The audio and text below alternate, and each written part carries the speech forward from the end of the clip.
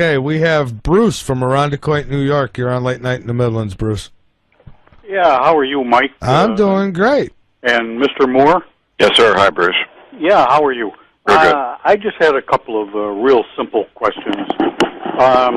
We've been hearing the discussion tonight about, the local North American continent, but how vis-a-vis the North American continent is the European continent, and let's say Russia and the Mideast, how are they supposed to fare compared to our Good question. land mass here?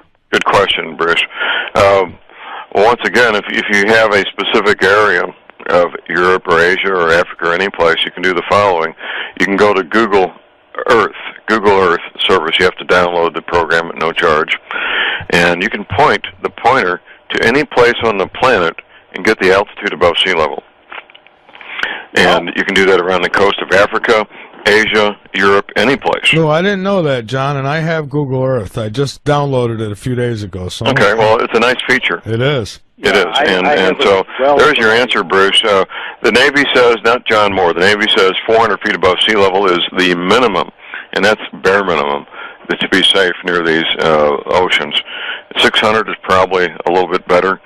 Now, that's the cycle we're going through now, according to the Navy. There's evidence that these past cycles have been far, far worse. If you go out to these big flat-top rocks in the west, they call mesas. Yeah. A friend of mine did this, very good friend. He says, John, there's seashells on top of the mesas. Yes, on top of the mesas. On top of the mesas. And they aren't the fossils of seashells, Bruce. They are the seashells.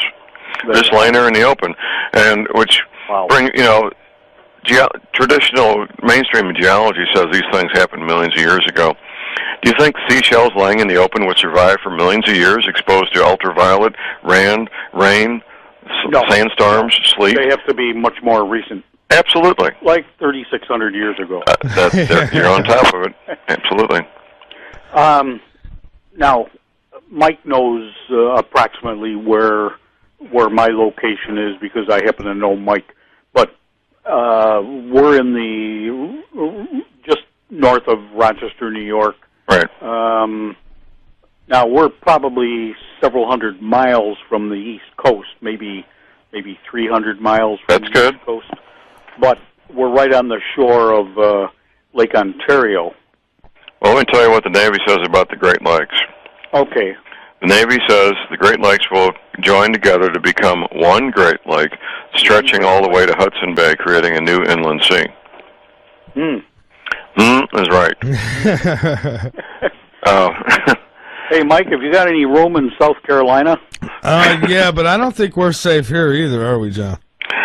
No, I mean, the southern part of the Appalachians does come down into South Carolina, and I've been talking to, I do private consultations, gentlemen, with families and corporations both, and if somebody says I'm going to make my stand in the Appalachian Mountains, I respect that. I'm not, I tell them all the alternatives, and if a person chooses the Appalachian Mountains, God bless them, and if you've got a good location, family connections in the community, especially. You get out in the country, if you don't have family connections, you could live there 40 years. You will still be an outsider. Yeah, that's right. Now, you mentioned Augusta, Georgia, and, I'm pretty close there. I'm in Columbia, so... Right.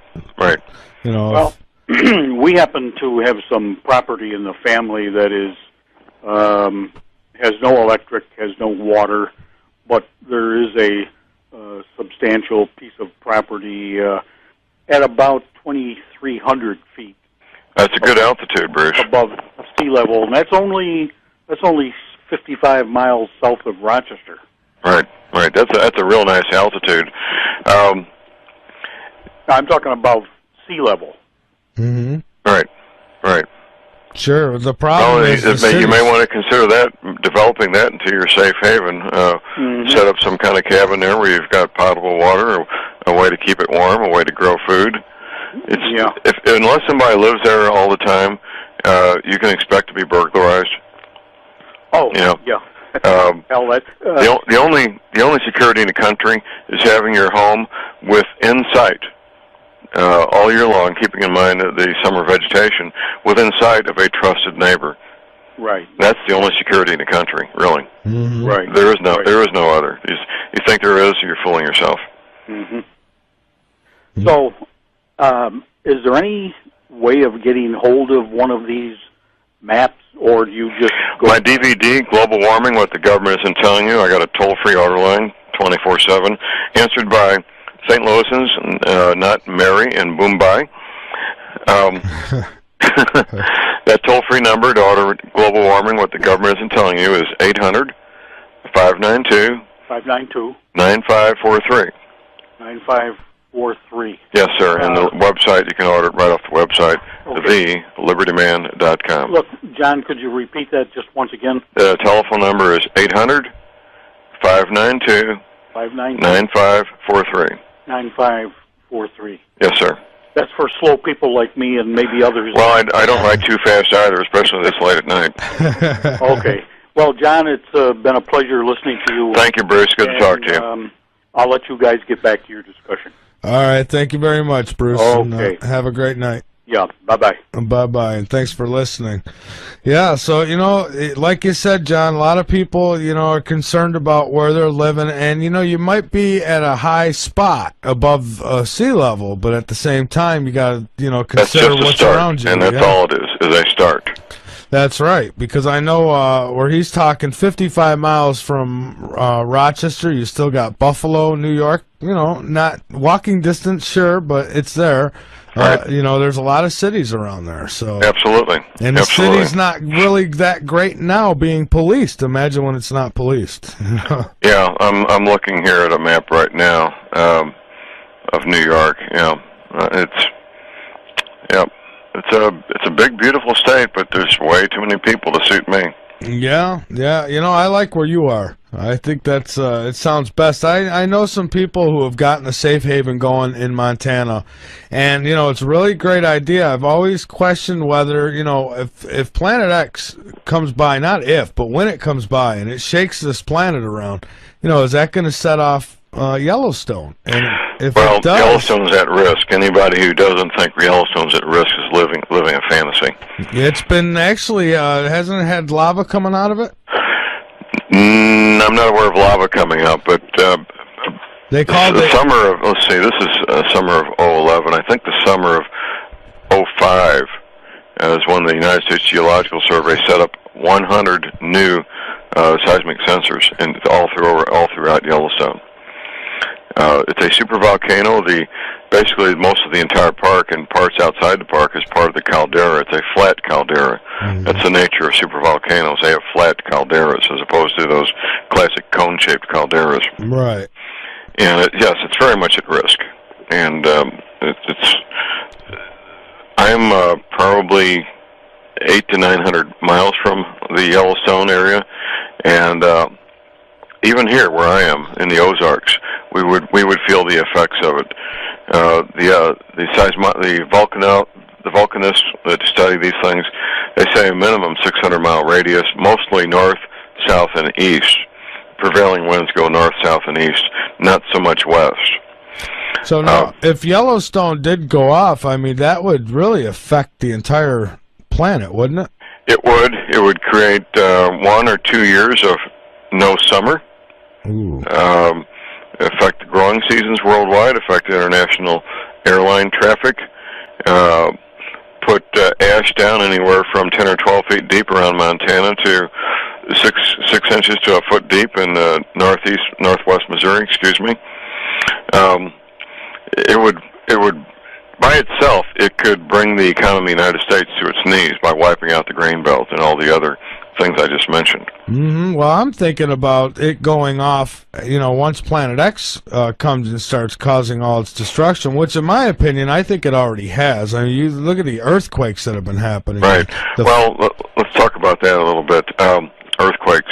The Navy says that when the Mississippi is 100 feet deep, the weight of the water on top of the New Madrid seismic zone will trigger at least 3 9-point plus earthquakes. Earthquakes is something everybody has some knowledge of, but here's some things people may not know.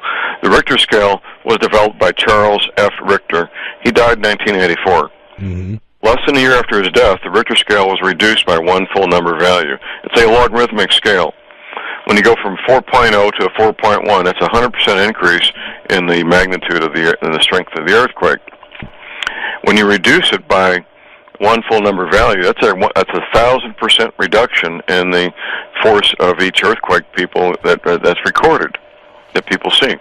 Yeah, I've heard about that, actually. I've actually reported on that, you know, when people hear about this earthquake, and they, oh, it was just a 4-point this or that. How did it do all that damage? Like, well, you got to add more to it. Right. Well, just in the last 24 hours, we had a 4.7 on the New Madrid, which I'm fairly close to the New Madrid seismic zone, by the way.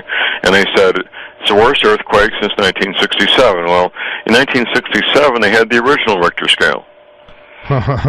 You know?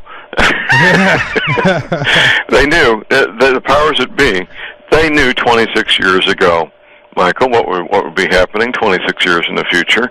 A dramatic increase in the number and severity of earthquakes, dramatic increase in the number and severity of volcanoes, and dramatic increase in the number and severity of bizarre, violent, dangerous, weather-related events. And they have kept this secret for the most part. I mean, most people think that this is just some kind of conspiracy theory and, you know, everybody's trying to sell a book or this or that. And it really irritates me that so many people will not take this serious. You tell them about it and they wave their hand. Now, I got a lot of people who pay attention, but then there's that handful that don't. Well, the Nile is not a river in Egypt. No, it's certainly not. And something you need to learn early on, Michael, and I encourage you to do this, do not get an emotional attachment to the outcome of trying to explain this to people. Yeah. If you do, it'll just make it crazy. I mean, you can't.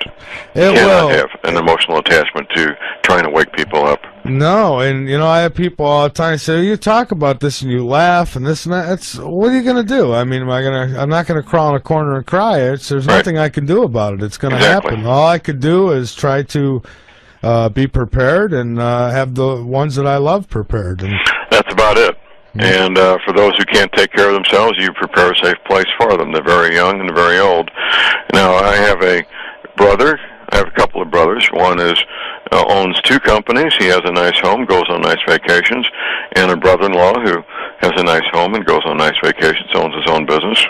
I informed them both in writing, gentlemen, I've got enough to take care of myself, my wife, my daughter, my grandchildren, and our mothers, my mother and my brother-in-law's mother. If you show up without a 2-year supply of food, you're going to put in jeopardy everything I've put together. And I'm not going to do that. I'm not going to allow you to jeopardize everything I've done to take care of those who can't take care of themselves. Well put. And this will happen. I mean, if you have relatives or co-workers or friends that know you've set up a safe haven and you've got food and potable water and a garden and all this stuff, they're going to show up. Oh yeah, it's just like winning the lottery. Yeah, they're there. And people joke about that, but it's I'm not going to allow people who've been going on nice vacations to show up without 2-year supply of food. There's no excuse. So, do you think that then a 2-year supply of food? I mean, certainly that's playing it safe, but might that be enough? These are some of the things There's no way to know. We're going to be on our own growing food. Which isn't going to be an easy task. If you haven't done it, if you don't grow up gardening, if you don't grow up taking care of chickens and rabbits and ducks and goats and so forth, it's hard for a city person to acquire these skills. It's time consuming and it's difficult. The first garden you grow will almost without a doubt be unsuccessful. I can almost guarantee it. Well, I'm pretty good with the gardening. It's the animals part of it that I well, you can't learn out of a book, Michael. No. I mean, that's not going to happen. You can't learn this stuff out of a book. Books are helpful, but you need to get animals and start taking care of them or help somebody else that already has them. That's the only way you're going to learn, really. Right. Now, as I said, I know a woman who's gotten a safe haven going there in Montana, but again, it's that Yellowstone that concerns me. But it is a nice spot. She's in a great place if that thing don't go off. Well, everybody should have a plan B. Yeah. There's no place that's absolutely safe. That place doesn't exist. That's right. So, John, we got to take another break, and let's go back to our phone line and get back talking with John. All right, John, we are back, and so we want to talk about this seed bank a little bit, but I guess first, let's take another call if you're up to it. Sure, let's do that. All right, great. So we have Doxy from Montana. You're on Late Night in the Midlands. Hey. Hey, how you doing? I heard you talking about me, so I figured I'd better call in. Yeah, absolutely. I was bringing it up tonight because, that's always been my concern is the Yellowstone. And, that was always only been my only stump in the road there. But, I guess it's 50-50 either way you go, right, John? Well, I always suggest no matter what you're doing, what your plans are, always have a plan B. Which then it might be too late. I don't know. What do you think, John? We got a pretty big fault that goes through here. Well, these seismologists continue to find faults and branches of faults. The New Madrid's that way, and the Wabash. It's happening all over. It's finding new branches of these fault lines. Yeah, and I know I've seen pictures of Africa. I guess I don't know if it's one of the deserts there is just cracking right in half. Have you seen that? Oh yeah, on the Horn of Africa. Yep, absolutely. It's very scary stuff, to say the least. There's so many people who still won't believe that Planet X is even real, and I'm like, wake up. I'm telling you, I've been for 3 years now. I've been preaching the preach, and telling everybody about it, and. I've gotten some who listen and others who listen because I think it's just a great story. Mm-hmm. Yeah, entertainment. Yeah, exactly. That's right. I know. Just wait. When I wait till their worst nightmares start happening, and it'll be too late. And no matter what you said, it's not going to matter anymore. Well, we're at a point where we're not at the point yet. Although it's let me back up here. Around the corner. At some point, it won't matter how much money you've got. There won't be time to build a serious steel-reinforced concrete shelter. These things just don't pop up out of the ground. To have a commercial contractor come in and build a shelter of steel-reinforced concrete takes time. And at some point, how many digits you have in your checkbook or checking account will not matter anymore.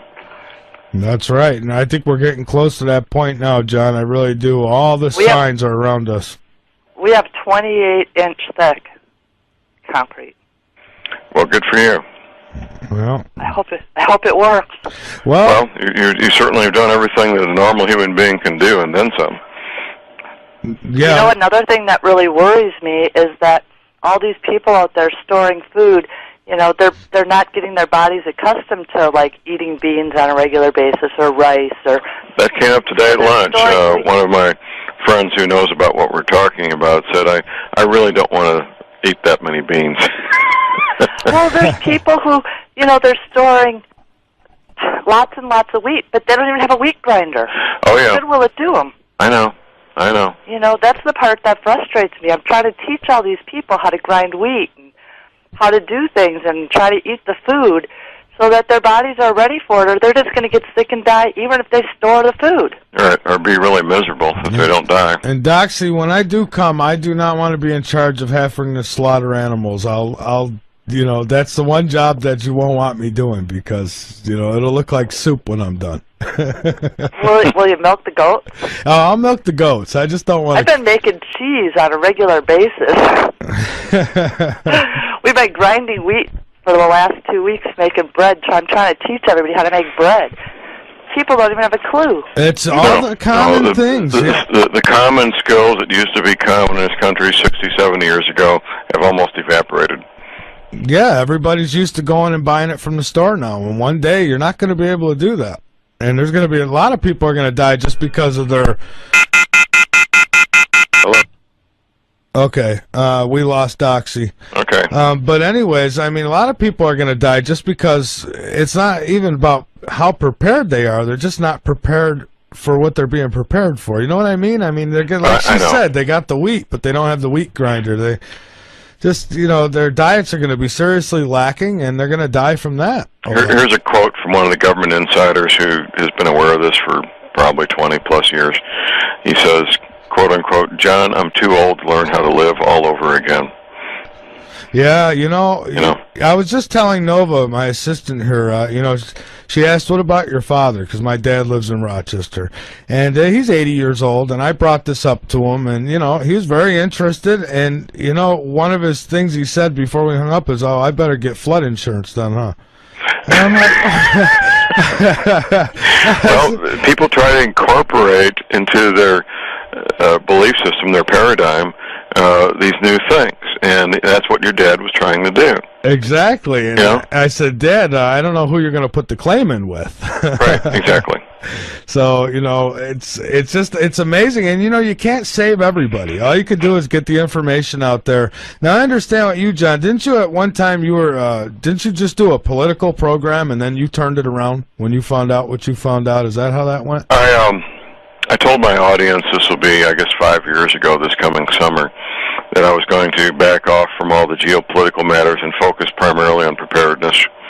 There are a lot of fine radio talk show hosts that spend most of their time talking about geopolitical matters, and God bless them, let them do that, and I'll focus primarily on preparedness. Yeah, absolutely, because, you know, when it's all said and done, a lot of the stuff that they're talking about right now isn't really going to matter, is it? Yes, I did a presentation last Thursday to my local ham radio club, and we had a couple of women there who are very active in the Tea Party, and one of them made a comment to me after the fact, after my presentation. She says, "John, this really doesn't matter, does it, the political activity?" I said, "Well, no, it doesn't." It really doesn't. Now, okay, let's before we have a break coming up in about 10 minutes, but in the meantime, let's talk a little bit about that seed bank. Now, I understand that there is a huge seed bank, and there's got to be a reason behind it. Well, these seed banks exist all over the world. The one that we're talking about, of course, was built on an island. It's part of the country of Norway, but it's not part of the mainland of Europe. It's built on an island at the edge of the Arctic Circle. Now, Michael, if you were going to put in a house there in South Carolina, in Columbus, South Carolina, you would call in a contractor, and at some point they would bring in the backhoes and call the ready-mix plant and have concrete delivered, right? Right. Mm-hmm. Okay. Workmen go home every night and get a good meal and take a hot shower.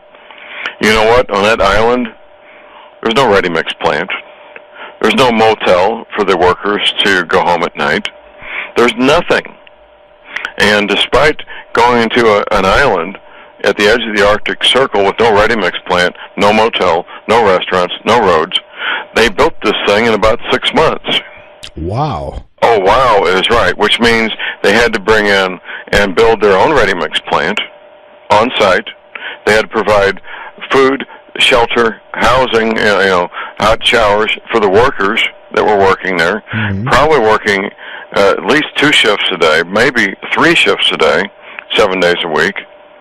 You may as well work 7 days a week. What else are you going to do on an island at the edge of the Arctic Circle, right? Yeah, that's right.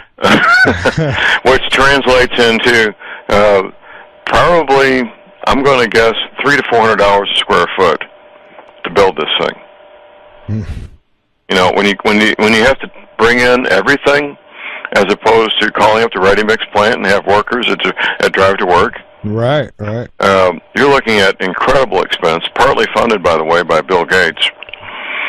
Why would they do it in such a hurry? Well, the reason is they have no choice.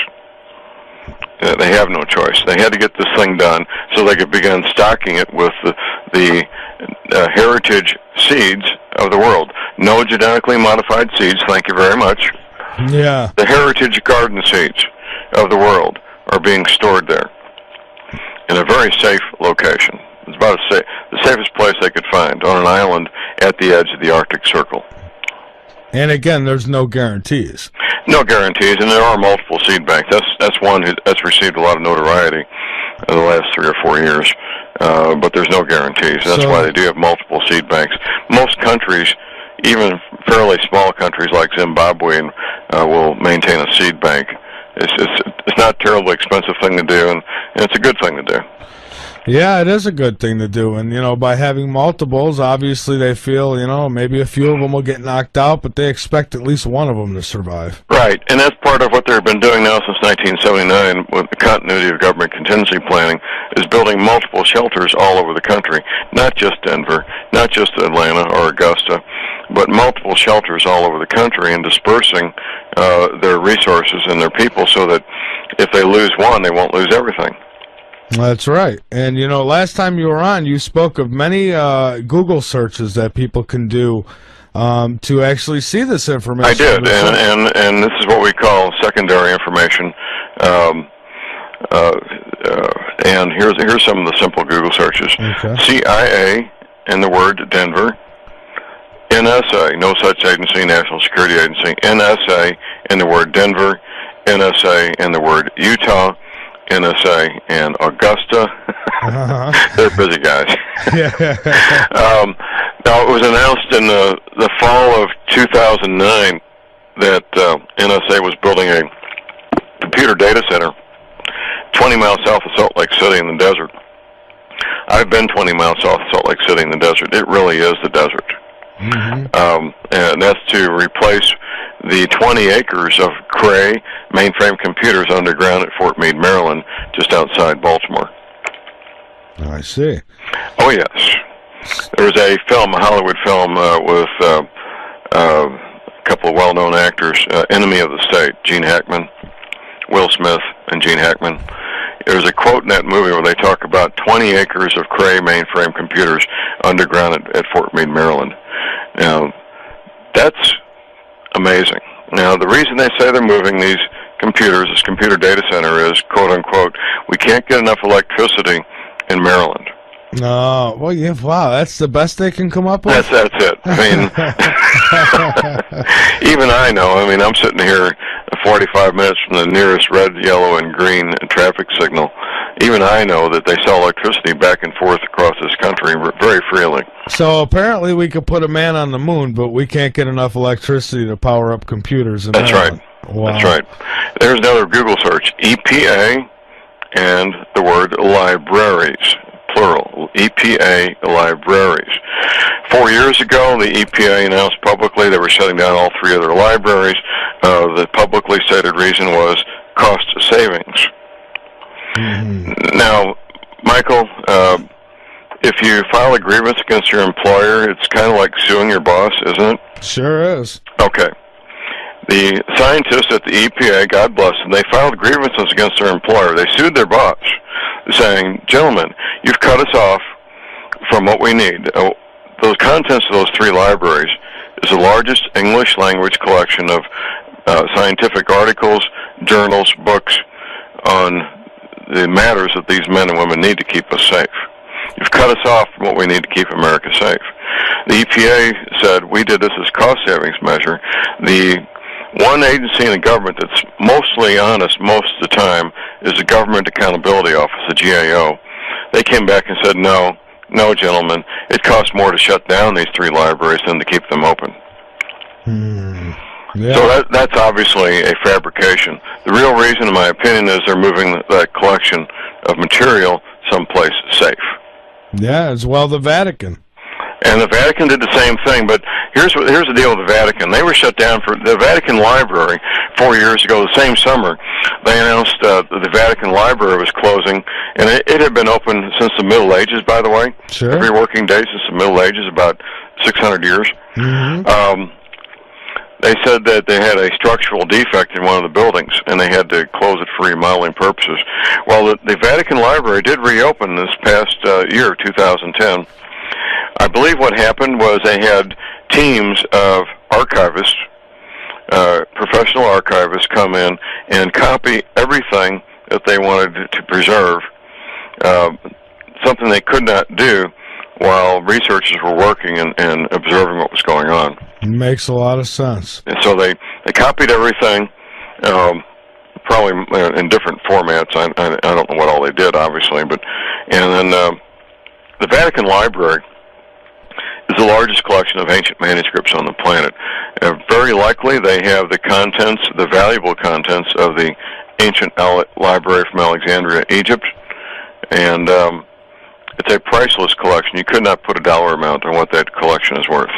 Especially now. Absolutely. So, okay, so we got the libraries moving. We've got military outfits that have actually moved their operations to Denver. Right. CIA, I mean, they've moved their operations to Denver. Is that correct? Right, and here's another library, the City Library in Birmingham, England. If you put Birmingham Library in the Google, I think that'll come up. It's a beautiful round structure, about 4 or 5 stories tall. A collection of more than 1 million books. They say they're closing the library for remodeling purposes. Does it sound like a theme? It sure does. So they had to find a place to put 1 million books. Did they rent vacant warehouses in Birmingham? No. They moved the books to a mine. Oh my goodness. And you know what's funny is the average person will find nothing wrong with that. They'll say, oh yeah, it's just coincidence. I don't believe in coincidence. No, hardly. Well, John, we've got to take another break here, and then we're going to come back. When I come back, I want to talk a little more about some of the things people can look into to verify. Okay, let's do that. All right, great. So we'll be back in a moment. I'm Michael Vera. This is Late Night in the Midlands. My guest is John Moore, and this is Late Night in the Midlands. And I told you, I have these guests on about Planet X to pretty much back up what I've been telling you, and to warn you, to give you that option at least to be prepared. Something the government's not going to do. They're not going to tell you, hey guys, this is coming in this time frame, so you might want to get ready. They're not going to do that. They're not going to do that. And when you do see it in the sky, they're going to give you some lame excuse, as we've talked about. So that's why I do this. I don't do this to scare anybody. I'm not scaremongering. It's not propaganda like Rusty Rod says. It's really not. It's true, in my opinion, and if this don't say, I don't know, if time goes by and this don't happen, I'll publicly apologize to everybody, but I honestly believe that this is true, that it's happening. All the signs point towards it. You got, just Google sky blacking out the area where it's supposed to be. That tells you something right there. What are they hiding? What are they hiding? So that's what we're going to find out tonight. I already know, but some of you obviously don't. So that's why we're here tonight, right, John? Absolutely. Okay, so yeah, so what are some of the other things that people can do to, because there's going to be some, it's going to take everything just short of a hammer to the head before they actually acknowledge this and say, okay, it might be true. So, what is the question again, Michael? Well, the question would be what are some of the other things that people can do to confirm this? If what we've said already. Well, here's a massive thing that we haven't even talked about at all. That's on my new disc number 2, global warming, what the government isn't telling you. The Gulf Stream. Here we go. The second most important story of the past 2,000 years, the most important story obviously being the birth of our Lord Jesus. The second most important story is the following. The Gulf Stream has stopped. Now, first of all, an explanation of what the Gulf Stream is. It's warm water coming up from the Gulf of Mexico and the Caribbean, up the east coast of the United States, gets to about Cape Hatteras, North Carolina, and starts going east, which it's done for many, many centuries. We don't know how many centuries. The Gulf Stream was given the name Gulf Stream by Benjamin Franklin in about 200 years ago. It has many other names. The scientists call it the North Atlantic Thermohaline Conveyor. These ocean currents, of course, are all connected worldwide and all loop around and connect up with each other. The Gulf Stream, as of June 12th last year, stopped. Now, my paper, No Need for Panic, written in the fall of 2005, published January 2006, I gave a warning there that the Gulf Stream was losing mass and velocity, and the scientists were saying then, 6 years ago, that anywhere from 5 to 20 years in the future, it would stop. Now, John, let me ask you something really quick. Now, this might be another cover-up for them anyways, but I've heard from some that they try to reason that, oh, the Gulf Stream is stalled or what have you, and it's because of the oil. Now, is it possible that this oil spill was maybe, I don't know, maybe they set something up so they have an excuse later? Well, there's lots of speculation, and as a homicide detective, I live in the world of evidence. Oh, yeah. Sometimes I'll be on the witness stand. I'll have an attorney wanting me to speculate, and we're in front of a jury, and somebody's life's on trial here. I'll say, "Counselor, do you want my sworn speculation?" I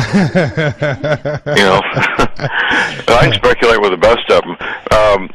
Let's stay in the world of evidence for a while, then we can speculate. The Gulf Stream, the engine that drove the Gulf Stream was the salinity, the salt content of the ocean. Mm-hmm. That for the past 20 plus years has been dramatically decreased each year because of melting freshwater ice in Greenland, melting freshwater ice in the Antarctic. The melting ice in the North Pole is floating seawater, so it doesn't change either the salinity or the ocean level, either one. Now, they knew, they being the oceanographers, they knew the Gulf Stream was losing mass, losing velocity, and was becoming a very, very weak and very much at risk phenomenon. Fast forward to, and they knew that years ago, and I wrote about it in 2006. Fast forward to the spring of 2010, and we've got the British petroleum oil spill. There was a university-level experiment. It's been repeated a number of times. We know this is true. They take an 8 by 8 foot tank, about 100 feet long, clear plexiglass or glass, fill it with fairly cold water, maybe 50-degree water, salt water. And at one end, you inject fairly warm, maybe 75 or 80-degree temperature salt water at one end. It will move through there, forming a thermal barrier, move from one end to the other, uninterrupted, until you put oil in the mix. Mm-hmm. When you put oil in the mix, it breaks down the thermal barrier between the cold water and warm water. It all starts mixing up, and the stream stops. No. Okay. According to Dr. Zangari, I'll explain who Dr. Zangari is in a moment. That's what happened in June 12th of 2010. The British petroleum oil spill broke a very fragile, very much at risk Gulf Stream, is what it did. There's something in the Gulf of Mexico called the Gulf Loop Current, which loops around and used to come out between Florida and Cuba and join with the rest of the Gulf Stream going north on the east side of Florida. Right. That's what broke on June 12th. Now, I was put in touch with Dr. Zangari the middle of July this past year, 2010. Dr. Zangari it's Luigiani Zangari. He's a PhD scientist in Italy. He works with other scientists in Europe and North America exclusively on the Gulf Stream. That's all these men and women do. And when we first got in touch with him, he said he thought the Gulf Stream may have stopped. He had not yet confirmed it. They did more calculations, more research on the data, and he confirmed before the end of July that, in fact, on June 12th, the Gulf Stream had stopped. Oh, okay. Now, that summer of 2010, in Russia, they had the worst summer in 1,000 years. They've got weather records in Russia going back to the year 1010. This current winter, the scientists say they're having the worst winter in Moscow in 1,000 years. The worst winter in Norway since 1788. The worst winter in the United Kingdom, England, Ireland, Scotland, in more than 200 years. In fact, the Charles de Gaulle Airport in France in December was partly closed. They thought the roof might collapse because of a snow load. Yes, I remember hearing about that. Well, you know, Michael, if you're going to build one of the biggest airports on the planet, you're going to hire a very good commercial architectural firm with the best engineers. And if you ever thought there was even a smallest possibility of having to calculate for a snow load at one of the biggest, 5 or 6 biggest airports on the planet, do you think they would put that calculation in there when they were building this building? Of course they would. You would certainly think so. Of course they would. You know, these are very smart men and women. But they didn't, it would be like calculating a snow load for Key West. Why would you do such a thing? That's right. That's right. And, the weather patterns have been going crazy everywhere. I mean, just the flooding alone. Well, they are, and this is what we haven't talked about, and we need to talk about. The Gulf Stream provided a regulating factor for the jet stream. The jet stream is a 200-mile-an-hour wind, 5 miles up. That's always up there. That 200-mile-an-hour wind is there 24 hours a day, 7 days a week. The jet stream plays a very great role in weather worldwide. In fact, here's a direct quote from Dr. Zangari. The Gulf Stream is the pacemaker of the climate of the planet. Now, that's very strong words. It is. On one hand. On the other, oh my goodness, look at the weather. This past fall, Russia announced that they were not going to honor futures contracts already signed to deliver grains to other countries. Ukraine did the same thing. Now, Michael, that's not an act of war on one hand. On the other hand, it's about an inch away from being an act of war. That's how serious not honoring futures contracts is. Yeah. But they did the right thing. They're keeping the grain for their own people. That is the right thing to do. That's the responsible thing to do, isn't it? It certainly seems like it is. Yes, it is. Of course it is. Mm-hmm. All grain-growing areas are at risk for the following reasons worldwide. Both hemispheres, northern hemisphere and southern hemisphere. And we're talking grains, corn, wheat, rice, soybeans, barley, oats, spelt. All these grains can tolerate a certain high level of precipitation, a certain low level of precipitation, a certain high level of temperature, and a certain low level of temperature. Within those parameters, you're going to get a harvest of corn, wheat, soybeans. Mm-hmm. Once you get too high of either precipitation or temperature, once you get too low of precipitation or temperature, you'll start losing a percentage of your harvest to the point where diesel fuel costs more than you're going to get a harvest. So they don't even bother harvesting anymore. You lost your harvest. That's right. And that's what's happening. We're losing percentage of harvest all over the planet. We're at the lowest inventories right now in the United States in decades of grains. And grains are what feeds the world. Grains are what feeds the people and the animals of this planet.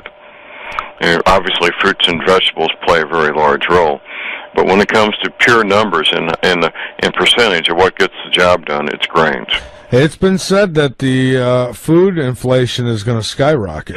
It is. It's going to be a double whammy because of the reduced harvest and the increased price of petroleum products. Petroleum products are used at every step in modern agriculture. Fertilizers are made from petroleum products. The tractors run on diesel fuel. The insecticides are made from petroleum products. At every step of the way, you've got petroleum products in the mix. So that plus the reduced harvest is going to be a dramatic increase in all foods.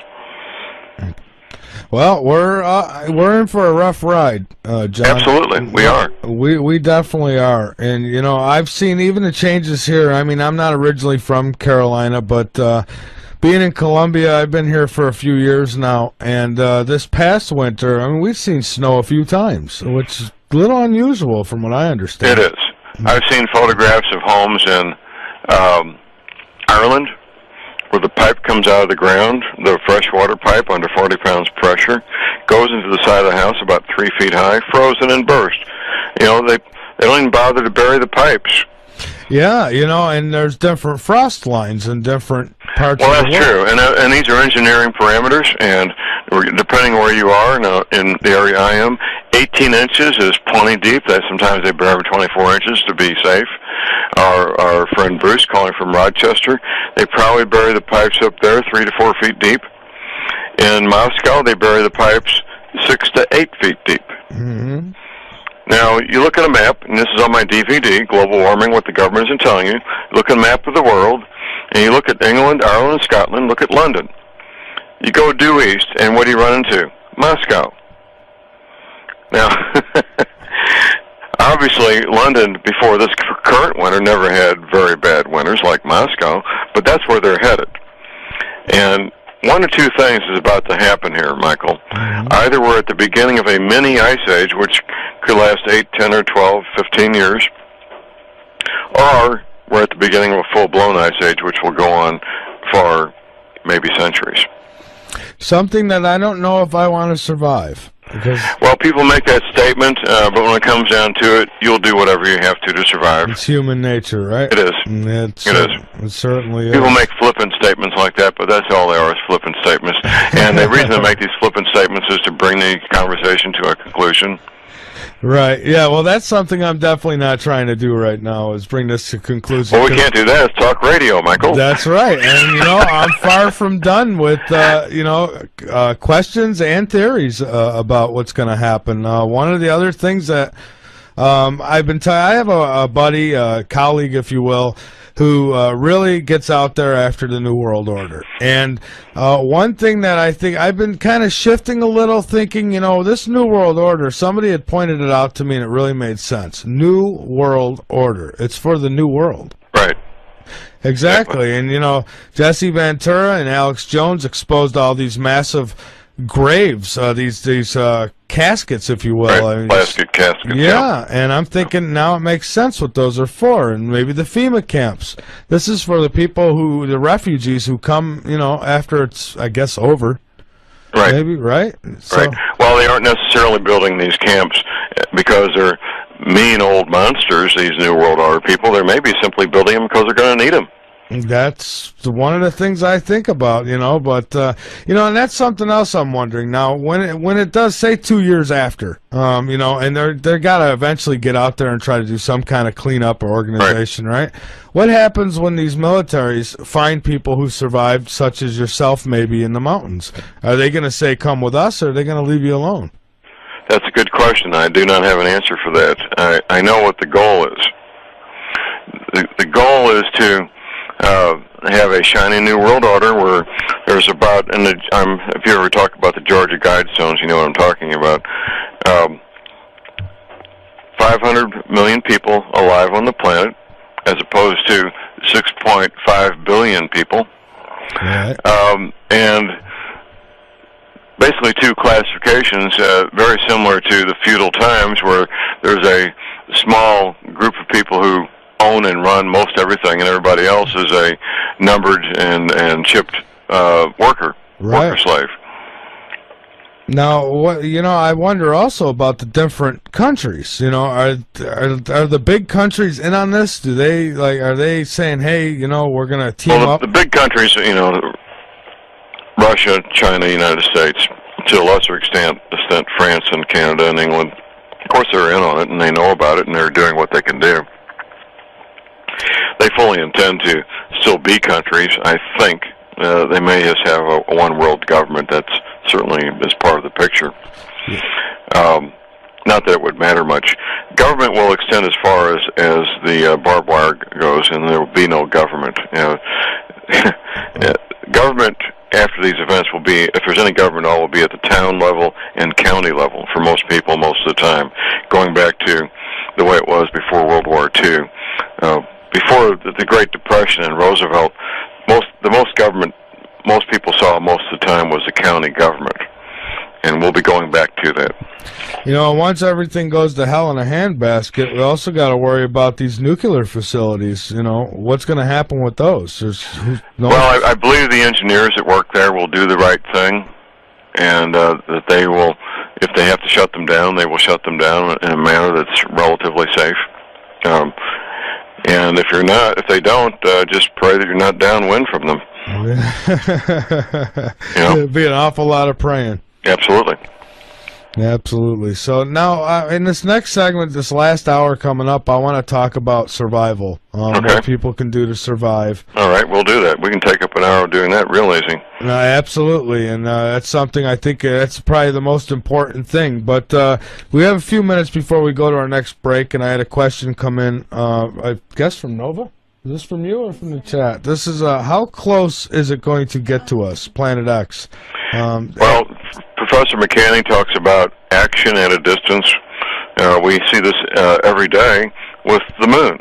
Mm-hmm. The moon is a relatively small object in space. It's about 250,000 miles away. And every 12 hours it moves all the oceans on the planet, high tide, and 12 hours later, low tide. So that's action at a distance that anybody and everybody is certainly aware of. The 10th planet is 3 to 5 times larger than the planet Earth, with a far larger iron-nickel core. If it comes within 1 million miles of Earth, it will cause great damage for the reasons I just stated. So how close it comes doesn't matter. It's already interacting with us. It's already causing problems, and these problems will continue to grow worse as over and over again. And off that last commercial there, if you are a radio station and you're looking to pick up the feed of Late Night in the Midlands, I'll take my payment in gold. So, yeah, and do it soon before the oceans rise, will you please? You know, little success before I have to fly away. But I am Michael Vera. This is Late Night in the Midlands. And again, the website, latenightinthemidlands.com. The email address, latenightinthemidlands@yahoo.com. And Glenn Kennedy's website is projectinsearch.com. So, yeah, Eve of Destruction, very fitting for tonight. We won't be pressing any buttons, especially after Planet X comes around, that's for sure. So, okay, John, we're going to talk a little bit about survival now. All right, let's do that. Even. Well, the first and most important thing anybody can do is get their spiritual house in order. I cannot emphasize how important that is, above and beyond anything and everything else. I use the example of American POWs in World War II, Korea, and Vietnam. Men and women in a prisoner situation, eating the same food, wearing the same clothes, doing the same work, having the same housing and medical attention. Those who went into that experience with a strong spiritual belief system were far more likely to survive it than those that did not. Mm-hmm. It's not even debatable. Once you get involved in your spiritual preparedness and your spiritual belief system, it will be something you'll do the rest of your life if you're not already doing it. In addition, you need skills. Now, the skills are commonly found on farms and ranches all over this country. Dozens and dozens of skills that we've been talking about off and on during this show. The two skills, however, that are very important and found in the least amount would be the skills of a ham radio operator and the skills of emergency medical treatment. Those are the two skills most needed and in least amount of supply, no matter what the community, big cities, little cities, farms, ranches. I encourage people to acquire those skills. Most communities are going to have a ham radio club. You can find out who the ham radio people are in your area. Two methods. One, you can go to your local Radio Shack store, talk to the manager. Almost without a doubt, the manager of your local Radio Shack store will know about the local ham radio men and women. The other way is to go to the Federal Communications Commission website, the FCC website, go to the amateur radio section, and you can find all the licensed ham people in any zip code in the United States. They're kept by zip code. I've known these men and women and worked with them now for better part of 20 years. I'm a licensed ham operator myself. And most of the time, ham radio men and women like to share their knowledge, help people gain this information. The FCC set up the ham radio section specifically to help out in times of emergency. That's why it was set up initially. That's why it exists. Emergency medical treatment. Your local fire chief may be putting on CERT training, CERT, that's Community Emergency Response Team training, which does include some first aid training, or perhaps a first responder course where I'm working with my local fire chief and paramedics to do that here in my community. Your local Red Cross may put on first aid training, possibly the local hospital, maybe the local junior college. All are places that you may find emergency medical treatment training. So I encourage people to get the training and get the equipment and supplies to go along with it. If you have emergency medical treatment equipment that you're not qualified to use, you could hurt or kill somebody. So don't get equipment you're not qualified to use, or if you do, be sure to exercise the discipline not to use it until you've got the training. Ham radio equipment does take some knowledge before you can use it successfully. When I'm in front of an audience, Michael, I'll ask the audience, who here has a two-way radio with them this morning? Nobody raises their hands. Then I take out my cell phone and I say, guess what? This is a two-way radio. Cell phones are incredibly simple to use. Most 7- and 8-year-olds can use them quite well. But ham radio equipment does take some knowledge and some skill before you can use them successfully. That's right. And cell phones, for that matter, they're probably not going to be usable, are they? Well, all it takes for cell phones not to be usable is what's called system overload. And too many people want to make a phone call. In fact, in most metropolitan areas, around 3 o'clock or 3:30, all the kids get out of school. You can't make a phone call on a landline. I mean, seriously, system overload affects landlines as well as cell phones. So that's very true also. In addition, the government can shut down all the cell phone users except themselves. They have that capability to shut down all cell phone usage except their own, if they choose to. Well, it's just a flick of a switch for satellites, wasn't it? Isn't it the satellites? Well, they have at the central switching stations is where it's done, right? Okay. And they can do that, and if they need to, they'll do it, and make sure the system overload doesn't affect them. Well, absolutely. Yeah. Of course, you need electricity to make cell phones work at all, and that's at risk for a variety of reasons: coronal mass ejections and power grids going down and so forth.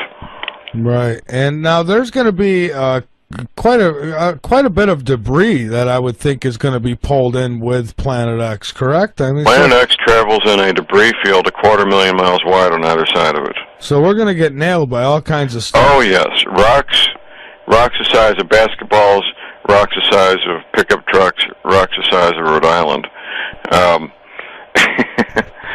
And the more you get into this, I found, when I was a kid, we went on a family vacation. I saw a meteor crater out west. It's about a mile wide, about a half mile deep.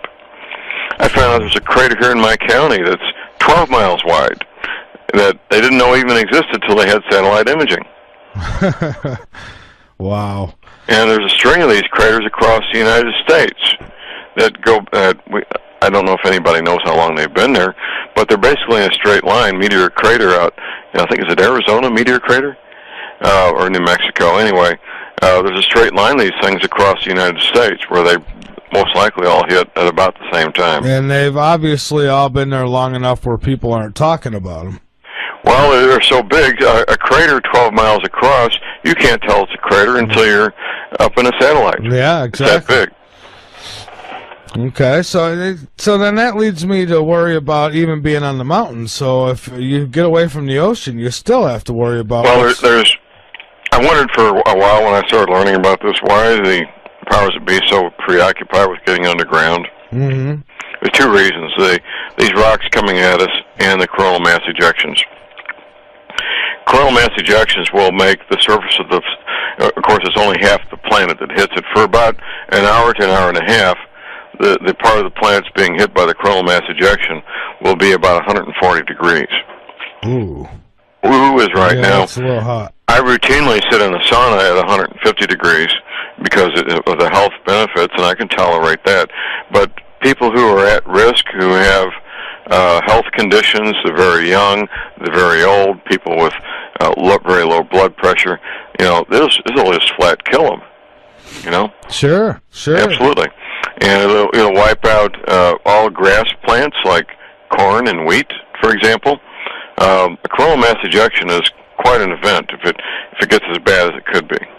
And I have a feeling it will. If this thing is triple the size of Earth, and it's going to be coming in between the sun and the Earth, then I have a feeling we're going to get quite a hit from this thing. Absolutely. The odds are in favor of that.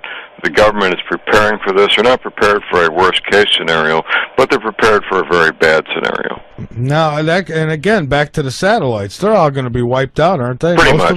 Mm-hmm. Pretty much. It's the military satellites will be the most resistant between the rocks flying and hitting them and the coronal mass ejections. It's hard to say how many, if any, will survive it. Okay, so now what are some of the things that people should be doing, even if they have their safe haven? I mean, what about medical supplies such as antibiotics and stuff? How do you get your hands on that? Okay, well, farm supply stores will sell antibiotics over the counter with no prescription. You can buy them by the pound, and that's a pretty good thing. It's the same antibiotics from the same companies, come off the same production line as the ones that human beings consume. They're just packaged differently. You would need to get some gel caps of the right size and package it, because it comes. I buy this stuff every few years because they eventually expire. Get gel caps and fill up the gel caps with the antibiotics, and then it's ready for human consumption. Now, you say at farm, you can get these at farm markets? I have somebody asking me. Farm supply stores. Farm supply stores. Where the ranchers and farmers go to get their supplies for their cattle and horses. Oh, okay. So then you really, I mean, you could probably find out the proper dosage to put in these capsules. Probably that information's probably available right on the internet, huh? Well, if you need a 250 milligram gel cap of antibiotics, you get a 250 milligram gel cap and fill it up. The smart thing to do would be to weigh it so that you get the right milligrams of dosage. Taking too large a dose of antibiotics will cause harm to your gut. Of course, even low levels do it. There's good bacteria in your intestines that the antibiotics will kill. In fact, we encourage people. My wife's a chiropractor. People who've taken a course of antibiotics to consume yogurt and other things that will rebuild the good bacteria that's in your gut, that's in your intestines, which is kind of a rabbit trail. But some people are very much at risk. People that take thyroid medication, for example. Mm-hmm.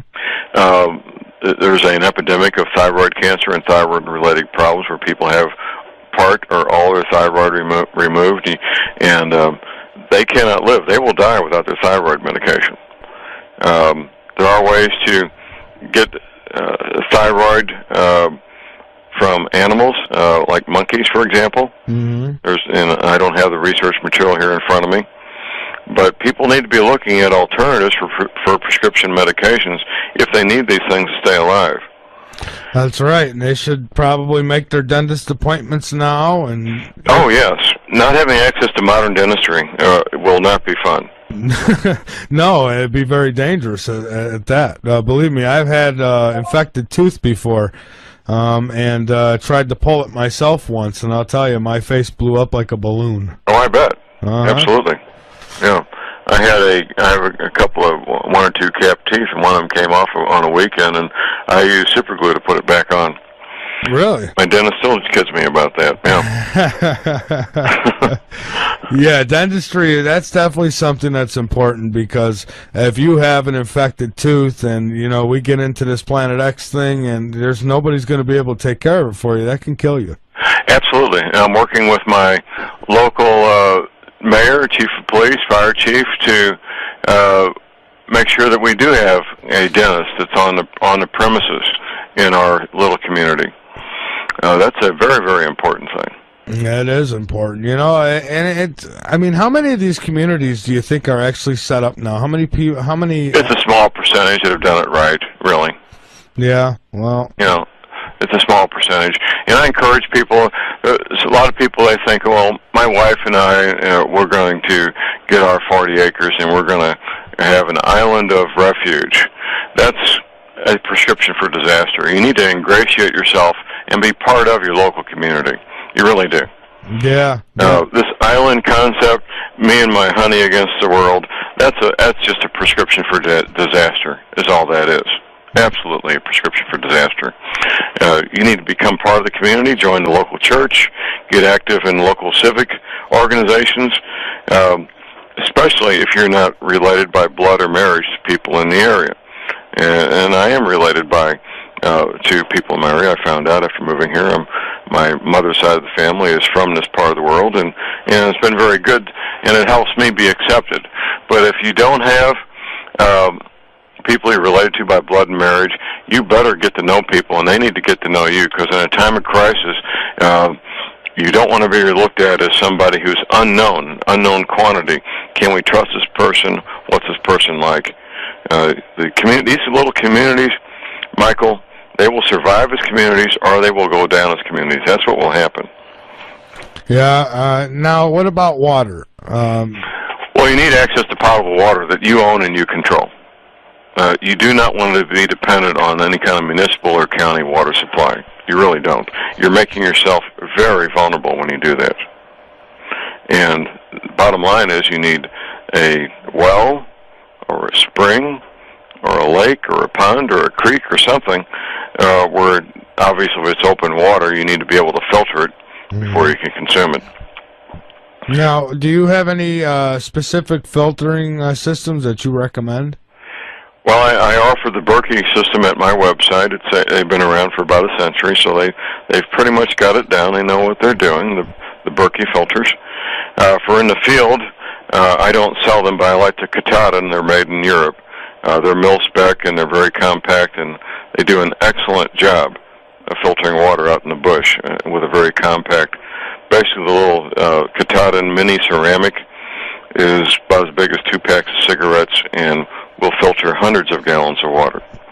Okay, and now, I mean, again, people got to realize that they're not going to have electricity, so they're not going to be able to just store stuff in the refrigerator. So they're going to want to, if they don't know how now, they're going to want to know how to can and so on, aren't they? Those are some of the skills still commonly found in farms and ranches. Raising food, preserving food with canning and dehydration and drying, and salt.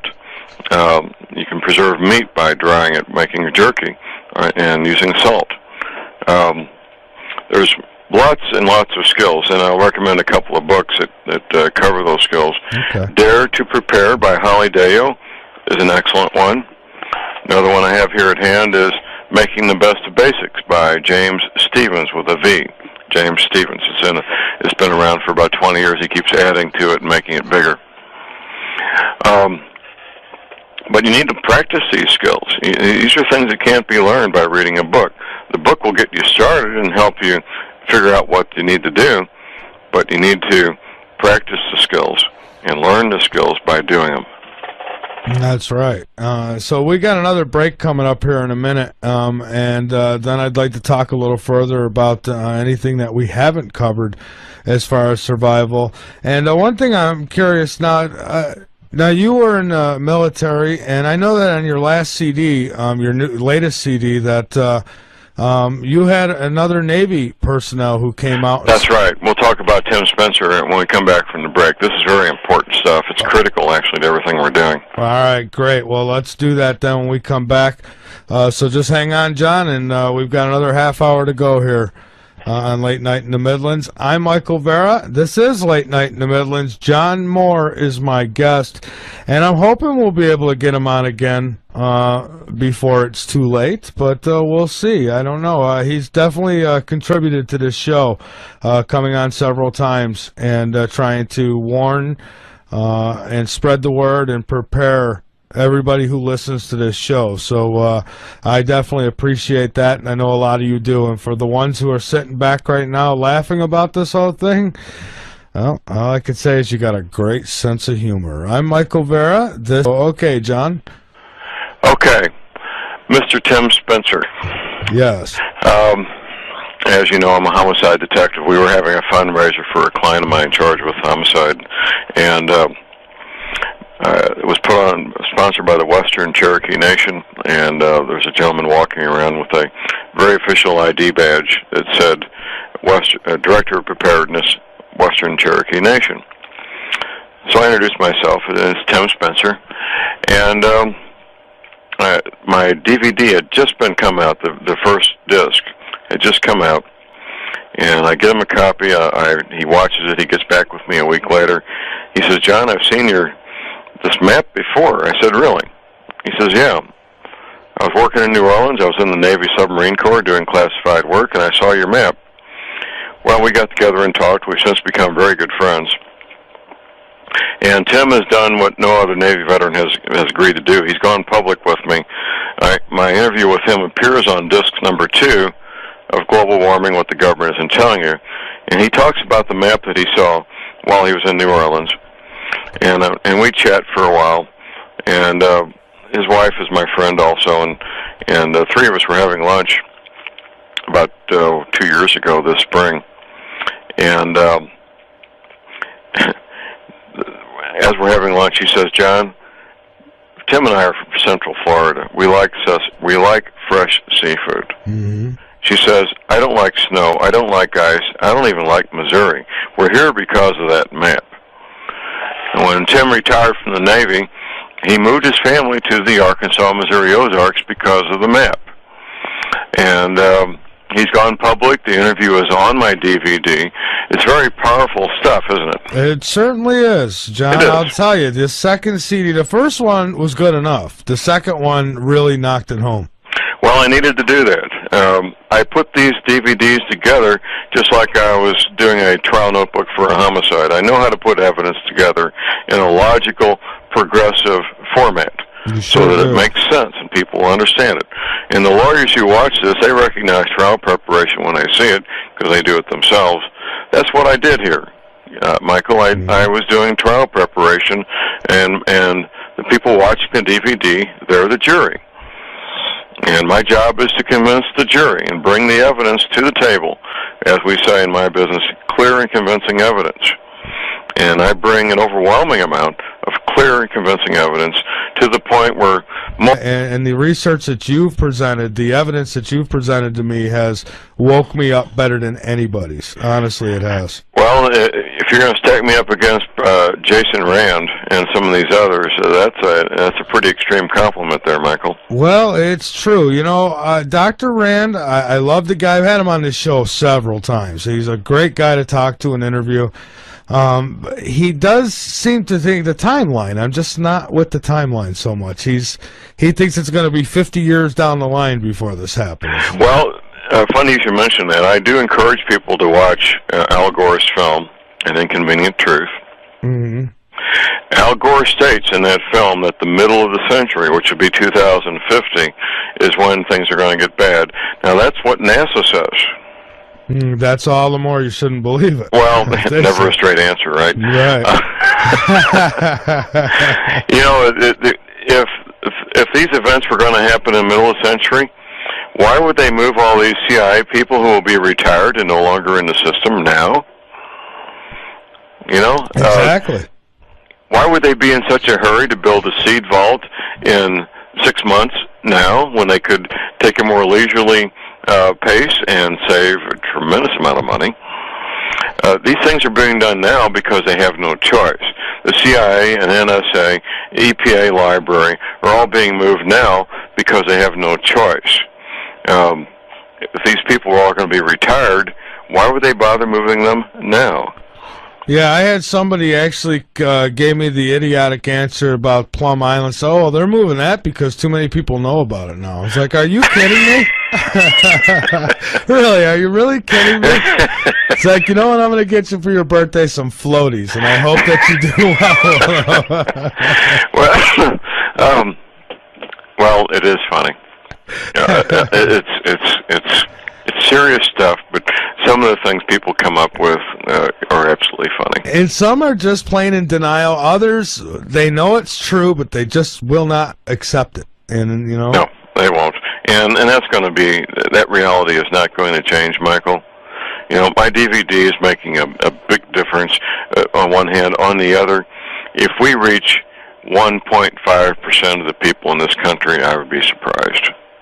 Well, you know, there's people like yourself who they're out there spreading the word, and you know, a lot of people know about this. It's just not enough people take it serious. They Absolutely. They just can't imagine it happening to them. And if it's never happened before, it'll never happen in the future. Right, and well, the thing is, it has happened before. It just hasn't happened to them. Exactly. You know, the evidence is out there. I've interviewed Michael Cremo, and he's believed this has happened 6 times before. At least, Michael Cremo is one of my heroes. I love that guy. the cutting edge archaeology work he's done. Him and Jonathan Gray are contemporaries. There's multiple evidence. We talked about this earlier in the show of high technology having existed on this planet in the distant past, and Michael Cremo is one of the best people on the planet to document this. He sure is. I mean, it's just the work that he's done is incredible, and if nothing else, I'm glad that I had an opportunity to do this show just because of all the great minds that I've been able to pick through, even your own, sir, and and I actually have Jesse Ventura coming up on the show next month on August. Yeah, I want to get Jesse on my show also. When he started this series of programs, I thought, it's going to be a bunch of fluff. It won't amount to anything. Yeah, well, it did. It did. I mean, God bless Jesse Ventura. The man has no fear, and they were not fluff at all. He really got into some hard topics and hit them hard. Yeah, there's a couple I would really like to see him tackle. One is the chemtrail, and the other is Planet X. I'd really like to see him go after that. Well, is he going to have more shows? Do you know? I'm not sure. I thought that he was. Okay. As far as I know, I think that he's doing. I know that they've been putting some heat on the station there about not playing certain shows. Well, that I confirmed this in my weekend presentation. There was this service called TiVo, where you can record television shows and watch them later. Are you familiar with that? Yes, I am. Okay. Well, apparently, TiVo went in to people's machines, or TiVo machines in their homes. They can do this by remote control, of course, and erased some of the Ventura shows. Yes, they did, and you know what? I'm happy to say that Glenn Kennedy and myself, I've got the full-length shows on my website. I had them wiped off my website not too long ago too, John, but I got them back up there. Oh my goodness! Yeah. As Bo Greitz says, you're over the target when you're taking flack. Yeah. This is amazing. This is just absolutely amazing what they're doing, and these countermeasures is what I call them, countermeasures. They'll tolerate people being woke up to a point. Jesse Ventura, you talk about coming after me. Jesse Ventura has nationwide recognition because of the things he's done, the movies and being governor, and a lot of exposure. These TV shows, we can see where the edge is, where they won't tolerate anymore. And Ventura shows that were erased off TiVo. That's the edge. They won't tolerate that. Yeah, absolutely. And it's amazing to me the lengths that they go. And and then there's going to be people who had it erased off their TiVo, so it was just an error. They don't want to look into what it really is. And I just can't stress enough to everybody listening that this is real. And I love on your CD how you ask. You said, let me just ask you all one question: would your government lie to you? And I thought that was a great way to get things rolling. It is, and it's the most important question you can ask. It certainly is. And I remember you asked me the first time you came on my show, and I kind of laughed at it and said, oh, yes, they would lie. And that's the response most mature audiences will give. They start laughing, and it's kind of a spontaneous, hysterical type laughter, but it's there for a reason, because most mature adults agree that the federal government of the United States would lie to us. Oh, absolutely, and they are lying to us. They're absolutely lying to us. And, some will argue that they should tell us about Planet X, and others will say, well, they couldn't. I don't know what to think about that. I think that in small ways the information has been getting out to us. I don't know as though and I don't want to defend the government by no means, right. but I don't think they could come right out and broadcast it on TV. Everything would go to hell, wouldn't it? Well, if it was given the kind of credibility that the evening news would give it, or a major political figure like the Secretary of State or somebody, it would be a mess. Yeah. It would be an absolute mess real quick. Absolutely. So, and that's a reason why I think, I know they found those coffins. I'll bring it up again in Georgia, mass for lots of bodies in one, and I think that's what it's for. I think they're ready for cleanup before it even happens. Well, that's the nature of government, is to get ready for things like that, isn't it? It sure is. So hopefully that'll be the nature of your listeners and mine, and they'll get ready for it too. Well, that's all we can do. We're the watchmen on the wall, Michael. You, myself, and some of the others who are trying to expose us. We're the watchmen on the wall, and all we can do is put out the warning, and it's everybody else's responsibility to pay heed and then act on it. That's right, John. Well, we're getting right about to the end here, so if you would, anything you want to get out there, you've got a couple minutes to go ahead and do that. My DVD is now a 2-DVD set. It's titled Global Warming, What the Government Isn't Telling You. And my website where you can order it is thelibertyman.com. My radio shows are listed at my website, too.